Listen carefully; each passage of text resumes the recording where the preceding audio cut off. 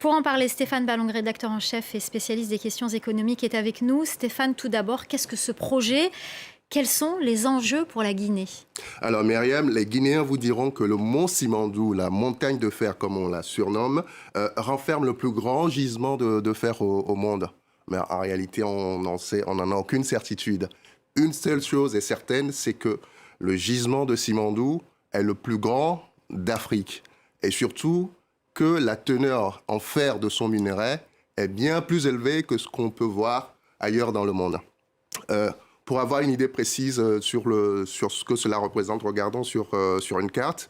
Alors, vous verrez que le mont Simandou, le gisement Simandou est situé au fin fond, dans le sud-est de la Guinée, et que le projet qu'on voit en bande verticale là sur la carte est divisé en deux parties principales, ce qu'on appelle le Simandou Nord, qui est géré par un consortium qu'on appelle WCS, qui est un regroupement d'entreprises de nationalité chinoise, singapourienne et même guinéenne. Donc ça, c'est pour le Simandou Noir. Et puis le Simandou Nord, pardon, je vais y arriver.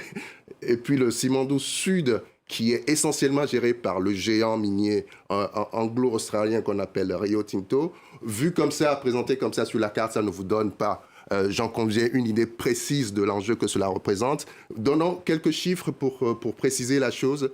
Le mont Simandou, quelques chiffres pour préciser la chose. Le mont Simandou, pour avoir une idée précise, voilà. Alors, c'est des réserves estimées à 8 milliards de tonnes de minerai de fer. C'est une production attendue à 100 millions de tonnes de minerai de fer par an. Ce n'est pas encore le cas, ça n'existe pas encore aujourd'hui. Mais l'objectif, c'est d'arriver à ce niveau de production. Et puis des revenus espérés à 15 milliards de dollars, étalés bien évidemment sur 25 ans, pour la partie Simandou Nord dont je parlais tout à l'heure.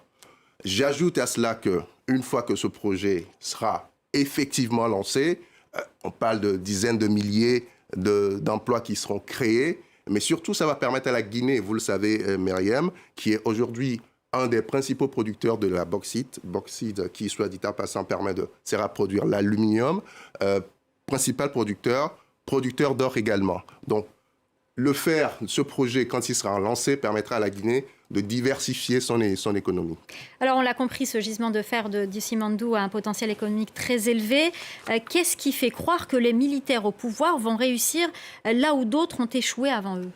C'est vrai que les militaires font beaucoup parler de ce gisement depuis qu'ils sont arrivés au pouvoir en 2021, en septembre 2021 précisément, après le coup d'État qui a renversé Alpha Condé. Il y a une certaine mise en scène de leur part, un peu d'opération de communication. Pourquoi? Parce que le Simandou, c'est un projet emblématique en Guinée et plutôt fédérateur. Donc, ils ont raison de jouer là-dessus. Donc, depuis leur arrivée, ils ont mis énormément de pression aux groupes miniers pour, disent-ils, préserver, renforcer les intérêts du pays dans ce projet. Ils arrivent à obtenir quelques résultats. Ils ont obtenu, par exemple, à titre gracieux, des parts de 15% dans la société qui va superviser, par exemple, la construction et la gestion des infrastructures qui permettront d'évacuer, de transporter ce minerai de fer. C'est un point positif, mais ça reste symbolique. Alors, je vais vous expliquer pourquoi. Parce qu'au cœur de ce projet se trouve un enjeu principal. Je le disais tantôt, c'est l'infrastructure. Regardons sur une carte, si c'est possible. Sur la carte, alors, il s'agit d'un chemin de fer qui, voilà, on la voit là sur la carte. Donc, je vous ai expliqué tout à l'heure le projet Simandou qui est au sud-est de la Guinée. On voit en pointillé rouge ce chemin de fer qui est long de 670 km et qui va coûter 15 milliards de dollars. 15 milliards de dollars, je dis bien, qui va relier Forêt-Caria, qui est l'endroit où se trouve le port en eau profonde qui permettra d'exporter cette matière première. Alors, c'est bien d'avoir obtenu 15% de ce projet. Maintenant, il se trouve que les 15 milliards, ce sont les groupes miniers qui vont le financer.